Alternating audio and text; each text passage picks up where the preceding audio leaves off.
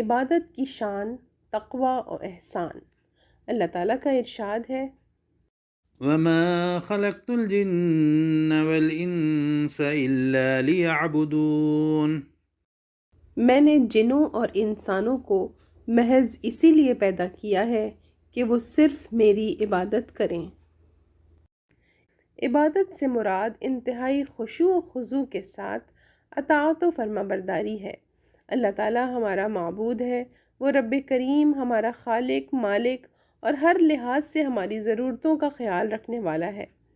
اسی لیے عبادت میں محبت اور شکر کا پہلو غالب رہنا چاہیے۔ کسی نعمت پر حقیقی شکر یہ ہے کہ اس نعمت کو منعم کی مرضی کے مطابق استعمال کیا جائے۔ اس لحاظ سے بھی انسان کی ساری زندگی رب کریم کی مرضی کے مطابق ہی گزرنی چاہیے، اور وہی رب ذوالجلال انسانی محبت و اطاعت کا مرکز ہو۔ اس کے لیے قرآن کریم میں واضح ہدایات آئی ہوئی ہیں۔ ایک جگہ اللہ کی قدرت و ربوبیت کے کچھ مظاہر کا ذکر کرنے کے بعد ارشاد ہے، ومن الناس من يتخذ من دون الله اندادا يحبونهم كحب الله والذين آمنوا اشد حبا لله۔ اور قدرت الہی کی ایسی واضح نشانیوں کے بعد بھی بعض لوگ وہ ہیں جو اللہ کے سوا دوسروں کو بھی اس کے برابر ٹھہراتے ہیں، اور ان سے ایسی محبت رکھتے ہیں جیسی محبت اللہ سے ہونی چاہیے، اور جو اللہ پر ایمان رکھتے ہیں وہ سب سے زیادہ اللہ سے محبت رکھتے ہیں۔ ایک دوسرے مقام پر اس محبت کی عملی صورت واضح کرنے کے لیے اللہ تعالیٰ نے اپنے رسول صلی اللہ علیہ وسلم سے فرمایا، قل ان كنتم تحبون الله فاتبعوني يحببكم الله ويغفر لكم ذنوبكم والله غفور رحيم۔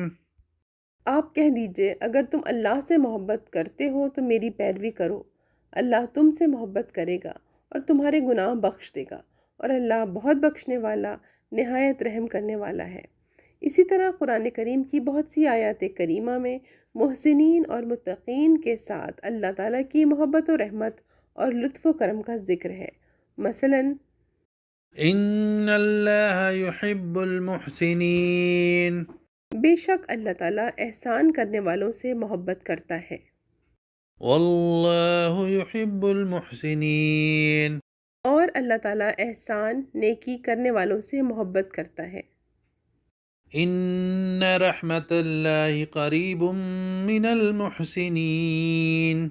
بے شک اللہ کی رحمت احسان کرنے والوں کے قریب ہے۔ وَإِنَّ اللَّهَ لَمَعَ الْمُحْسِنِينَ۔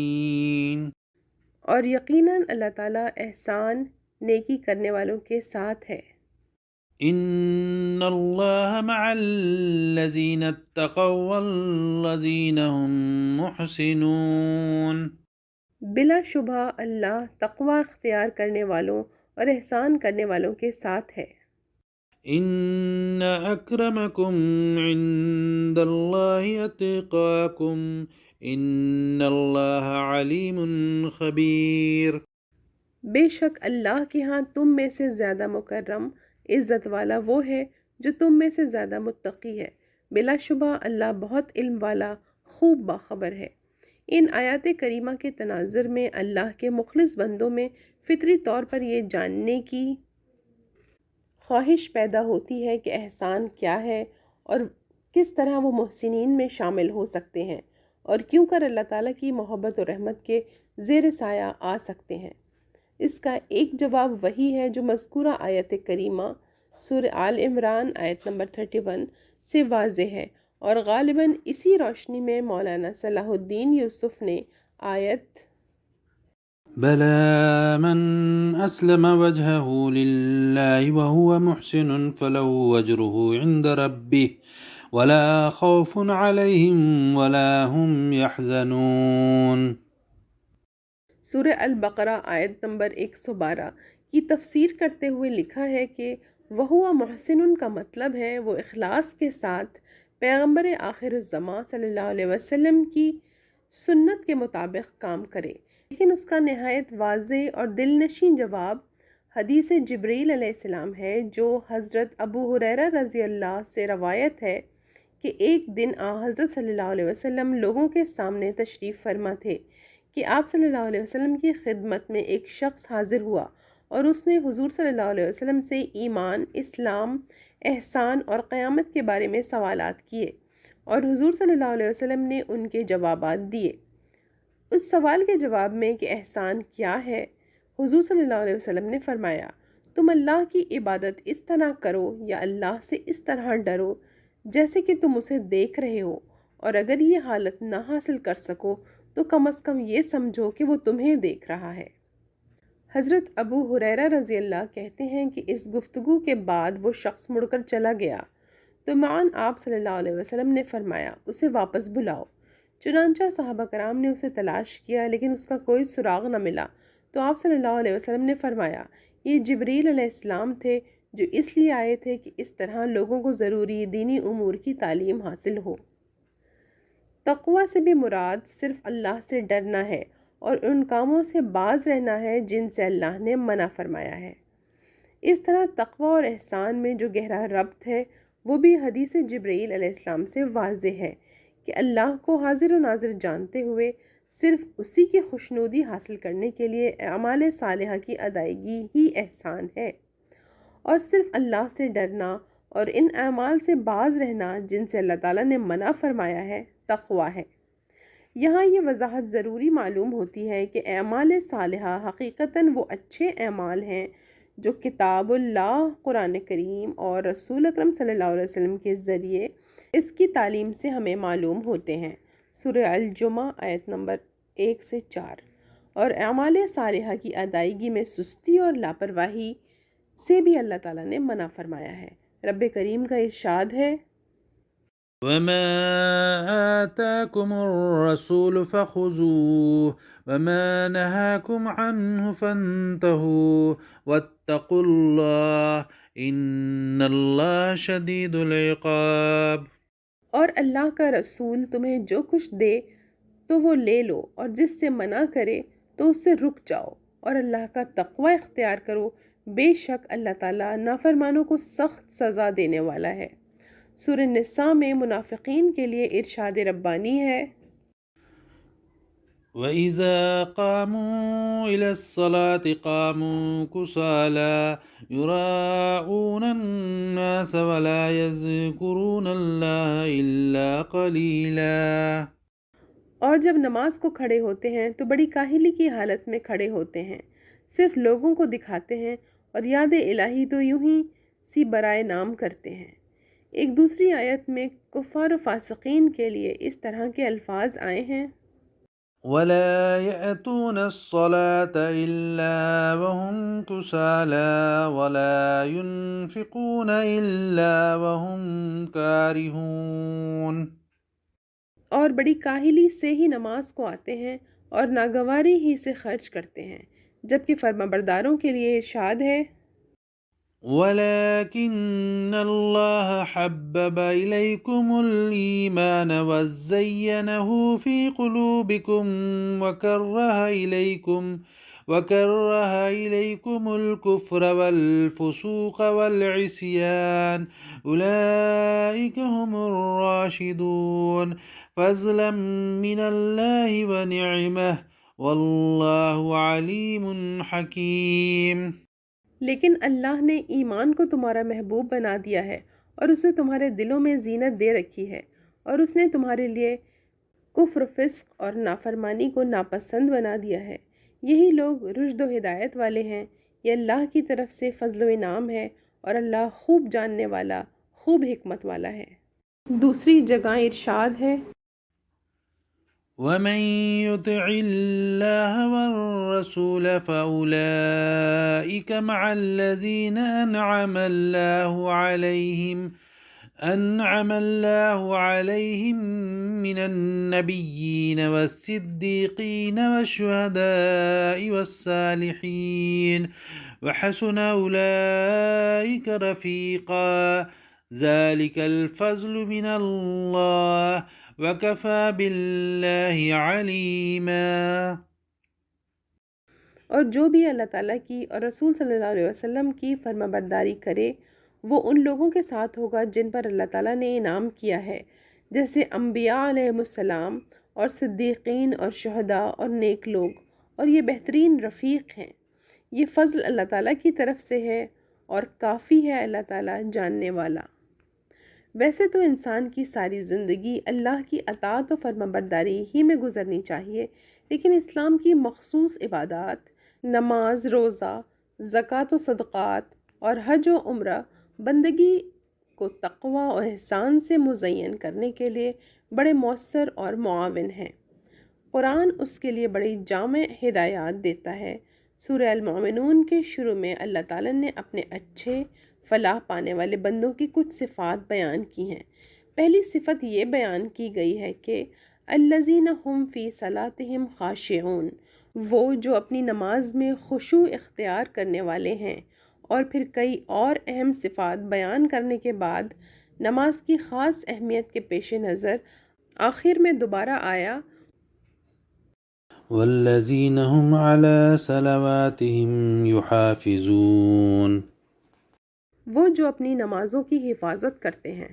نمازوں کی حفاظت سے مراد ان کو اپنے وقت پر حضور صلی اللہ علیہ وسلم کے بتائے ہوئے طریقے کے مطابق ادا کرنا ہے، اور مسلمان عام طور پر اپنی استطاعت بھر ایسا کرتا ہے۔ وہ اپنی نمازوں میں ادھر ادھر متوجہ نہیں ہوتا، قیام، رکوع، سجود وغیرہ میں وہی کچھ پڑھتا ہے اور وہی طریقہ اختیار کرتا ہے جو حضور صلی اللہ علیہ وسلم کی تعلیم کے مطابق ہے، اور اگر وہ کہیں اکیلے میں نماز پڑھ رہا ہو تب بھی اس میں کوئی فرق نہیں آتا، اس لیے اس کا یقین پختہ ہوتا ہے کہ ہر حالت میں اس کا رب اسے دیکھ رہا ہوتا ہے۔ روزوں کے سلسلے میں قرآن کا ارشاد ہے، یا ایہا الذین آمنوا کتب علیکم الصیام کما کتب علی الذین من قبلکم لعلکم تتقون۔ اے ایمان والوں، تم پر روزہ رکھنا فرض کیا گیا ہے جس طرح تم سے پہلے لوگوں پر فرض کیا گیا تھا، تاکہ تم تقوی اختیار کرو۔ روزے کی حالت میں بندہ کھانے پینے اور بہت سے دوسرے حلال بلکہ ضروری کاموں سے ایک مقررہ مدت تک صرف اس لیے رکا رہتا ہے کہ اس کے رب نے اسے روک دیا ہے۔ اگر وہ اپنے رب کی فرما برداری میں مخلص نہ ہو تو اسے اپنی خواہشات کو پورا کرنے کے مواقع آسانی سے مل سکتے ہیں، لیکن وہ یقین رکھتا ہے کہ اس کا رب اسے دیکھ رہا ہے۔ صرف اللہ کا خوف اور اس کی محبت سے اسے صبر کی توفیق ملتی ہے اور وہ روزوں کو بخوشی پورا کر دیتا ہے۔ رمضان کے ایک مہینے میں مخصوص اوقات میں جائز کاموں سے بھی رک کر اسے اپنے رب کی فرما برداری کی ایسی قوت مل جاتی ہے کہ سال کے باقی مہینوں میں وہ ناجائز کاموں سے رکا رہ سکتا ہے۔ یہ عبادت میں احسان و تقوی کا درجہ ہے جس کی وضاحت مضمون میں پہلے آ چکی ہے، جو روزوں کی بدولت امت مسلمہ کو حاصل ہوتا ہے۔ زکوٰۃ اور صدقات کے سلسلے میں مذکور قرآن کریم کی متعدد آیات سے بھی تقوی و احسان کی اہمیت ظاہر ہوتی ہے۔ سورہ تغابن آیت نمبر 16، سورہ دہر آیت نمبر 8 سے 10، سورہ اللیل آیت نمبر 17 سے 21۔ سورہ الاعراف میں ارشاد ہے، وَرَحْمَتِي وَسِعَتْ كُلَّ شَيْءٍ فَسَأَكْتُبُهَا لِلَّذِينَ يَتَّقُونَ وَيُؤْتُونَ الزَّكَاةَ وَالَّذِينَ هُمْ بِآيَاتِنَا يُؤْمِنُونَ۔ اور میری رحمت تمام اشیاء پر محیط ہے، تو وہ رحمت ان لوگوں کے نام ضرور لکھوں گا جو تقوی اختیار کرتے ہیں اور زکوٰۃ دیتے ہیں اور جو ہماری آیتوں پر ایمان لاتے ہیں۔ احسان و تقوی کی ایک اور عملی مثال پیش کرنے کا موقع اللہ تعالیٰ اپنے مخلص بندوں کو اس وقت فراہم کرتا ہے جب وہ حج یا عمرہ ادا کرنے کے لیے احرام کی حالت میں ہوتے ہیں۔ ان کی رہنمائی کے لیے قرآن میں ارشاد ہے، يا أيها الذين آمنوا ليبلونكم الله بشيء من الصيد تناله أيديكم ورماحكم ليعلم الله من يخافه بالغيب فمن اعتدى بعد ذلك فله عذاب أليم۔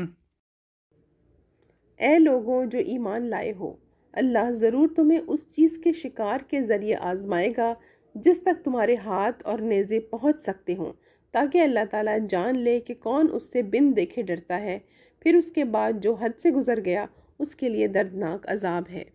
آئندہ 2 آیتوں میں اس کی مزید وضاحت اس طرح ہے۔ يا أيها الذين آمنوا لا تقتلوا الصيد وأنتم حرم اے لوگو جو ایمان لائے ہو، شکار نہ مارو جب تم احرام کی حالت میں ہو۔ آگے مزید فرمایا، أحل لكم صيد البحر وطعامه متاعا لكم وللسيارة وحرم عليكم صيد البر ما دمتم حرما واتقوا الله الذي إليه تحشرون۔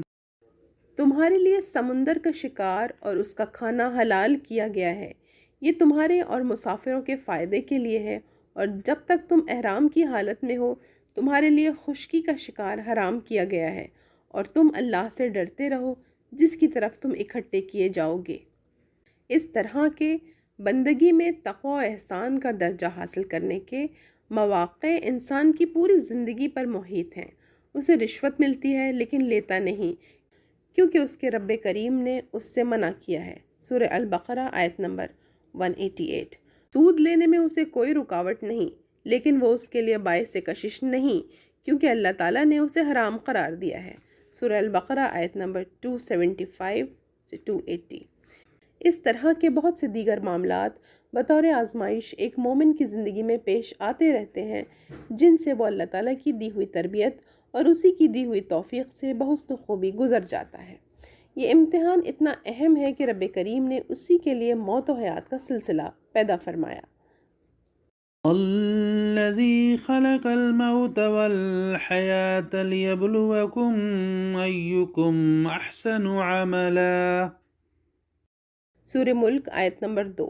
اسی آزمائش کے لیے زمین کو اس کی زینت بخشی۔ إنا جعلنا ما على الأرض زينة لها لنبلوهم أيهم أحسن عملا۔ سورہ الکہف آیت نمبر 7۔ اور جب اس آزمائش کا سلسلہ ختم ہو جائے گا اسے ایک چٹیل میدان بنا دیا جائے گا۔ وَإِنَّا لَجَاعِلُونَ مَا عَلَيْهَا سَعِيدًا جُرُزًا۔ سورہ الکہف آیت نمبر 8۔ اسی طرح آسمان و زمین کی تخلیق کے بارے میں ارشاد ہے، وَهُوَ الَّذِي خَلَقَ السَّمَاوَاتِ وَالْأَرْضَ فِي 6 أَيَّامٍ وَكَانَ عَرْشُهُ عَلَى الْمَاءِ لِيَبْلُوَكُمْ أَيُّكُمْ أَحْسَنُ عَمَلًا۔ سورہ الہود آیت نمبر 7۔ چنانچہ ان دنیاوی آزمائشوں اور آلائشوں سے گزر جانے کے لیے رب کریم نے مخصوص اسلامی عبادات کو اپنے بندوں پر فرض کیا ہے۔ ان پر اخلاص کے ساتھ قائم رہنے سے پوری زندگی میں حسب استطاعت و توفیق تقوی و احسان کی کیفیات آ سکتی ہیں۔ اللہم اعنا علی ذکرک و شکرک و حسن عبادتک۔ اے اللہ ہماری مدد فرما کہ ہم آپ کی یاد، آپ کا شکر اور آپ کی عبادت بحسن خوبی کرتے رہیں۔